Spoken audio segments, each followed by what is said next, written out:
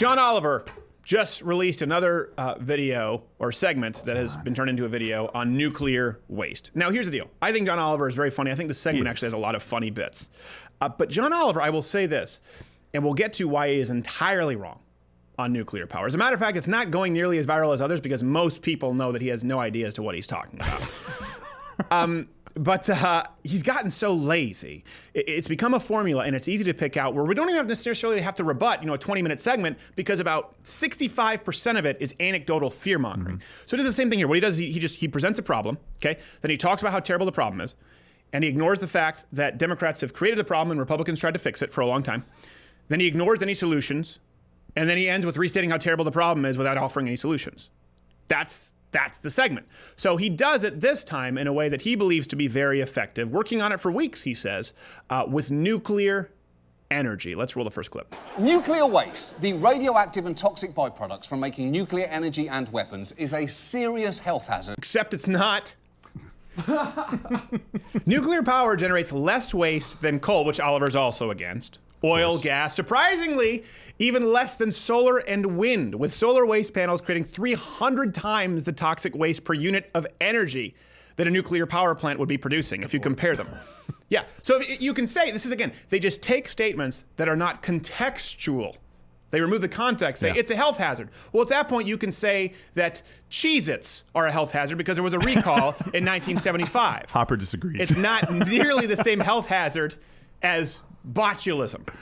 Well, maybe there could be botulism on Cheez-Its. I don't know. Let's go to the next clip. 1 out of 3 Americans live within 50 miles of high-level nuclear waste, some of which, like plutonium, is lethally dangerous and will be around for an incredibly long time. Plutonium-239, for example, has a half-life of about 24,000 years. It's true, 24,000 years, and that just scratches the surface. It takes 10 half-lives for plutonium to become harmless. So that's 240,000 years.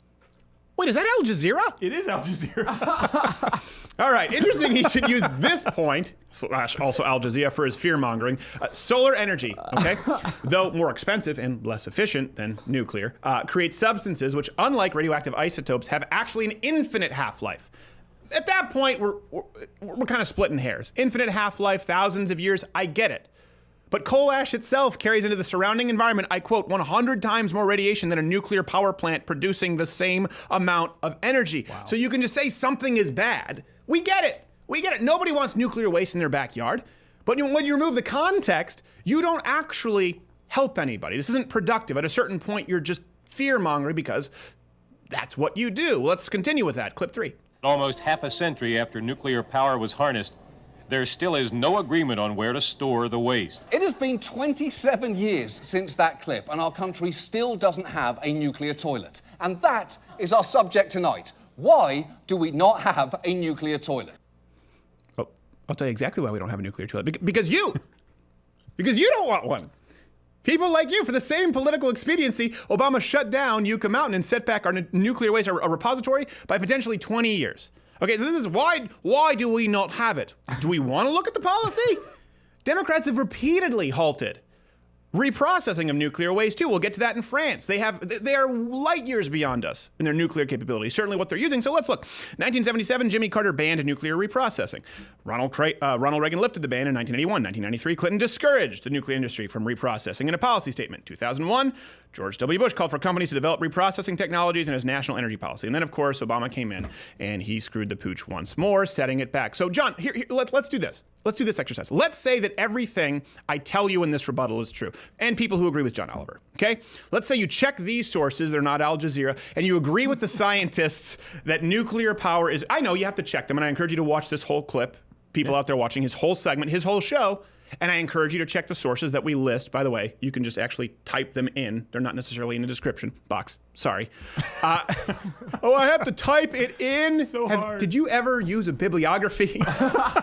My God, the nightmare that is a library for you. So check the sources. Let's assume you agree with the sources, the scientists that say nuclear power is renewable, it's reliable, it's cost efficient and safe. Would you allow us to open a new repository? I didn't think so. And that's the point. The rest of this segment is purely fear. Well, before we get to that, here's something I thought was pretty interesting about We've been researching this story for a couple of weeks now. Really?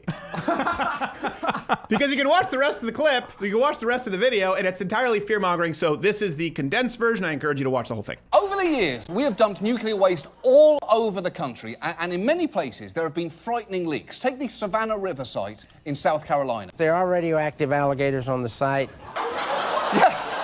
Radioactive alligators. And it's not just reptiles who've been impacted by nuclear waste. I got on Facebook in order to reconnect with people from high school, and we all immediately started noticing that so many of us were sick. We had all of those cancers, every single one. Hanford site in Washington state. There have been so many issues that they've achieved a dubious honor. The most contaminated place in the entire Western Hemisphere, right here in Washington state. Cancer, radiation, alligators. That one scares the hell out of That's me. the whole segment. Not gonna lie, if I saw a radioactive alligator, I would be pretty terrified. Done. Make that a spider, and I will be the first person to buy a private ticket to the moon. So this is what John Oliver does. He sets up the video with a few out-of-context references, so it seems as though his sources are solid. Then he uses anecdotes to fearmonger, which is exactly what the left has done, by the way, specifically to shut down legislation that would create the nuclear waste facilities or help us with reprocessing solutions in the first place, and then they never offer any solutions. So here are the facts of nuclear energy. Again, I encourage you to check these sources out. It's reliable.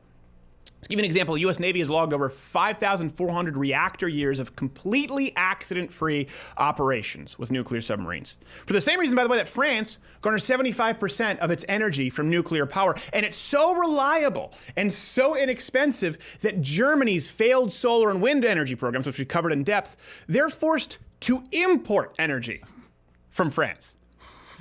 When people try to point, they have one success story they tried to point to.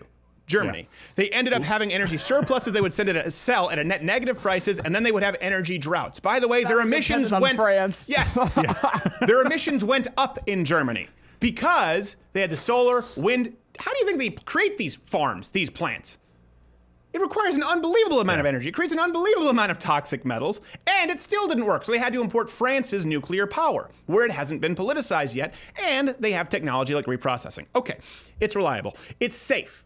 So the actual mortality rates, this is where context matters from nuclear energy, are so low, it's even hard to find a graph to compare it with other energies for scale. Can we bring up the graph that we do have? There you go. So see, it's hard. You've got to do some, that's nuclear way down there. Look in on it. And people will say, well, that graph is skewed. It is skewed because they had to find a way to fit coal and even solar on the same graph as nuclear.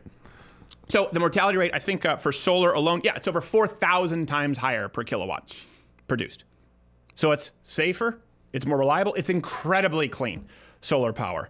When I saw this video, I was surprised. I said, well, John Oliver must have nothing else to go after, because even if you look at this, a lot of people are saying, do you really know anything about nuclear energy? I don't know how many ways to say this. Plain and simple, nuclear is cleaner than coal, gas, creates a fraction of the waste, even solar and wind farms. It's not even close. I don't know how many more ways to say it, but here's the thing, none of this matters. And this is my problem with the neo-environmentalist climate alarmists. So the leftists oppose nuclear for the same reason that they have all actively opposed supposedly green energy, like solar in the Mojave Desert. Yep, that was stopped by the left. Hydropower, that's what we used where I was from in Quebec, because of endangered species, and they don't want to, I don't know, interfere with the environment. It's not contaminating it. And yes, even sometimes wind power, as you see with the Kennedys and their summer homes. It's a moving target that they never intend to hit, because they don't want us to use any energy at all. Ban coal, let's ban coal. Okay, use solar. Okay, let's install these panels. No! All right, so what do we do now? Let's ban fracking. Okay, let's use hydronuclear. No! The fact is that you can't point to an energy resource the left consistently supports at all. There's not one that they've consistently supported across the board, and certainly not one that works. And it's always John Oliver. He doesn't offer us any solutions. I'm looking through his notes here. John Oliver's in his utopia. Okay, let's present this. The United States would use no coal, no gas, no hydro, no fracking, and no nuclear energy. And of course, disarm Americans while exposing them to the dangers of open, unprotected borders. John Oliver, good luck with that.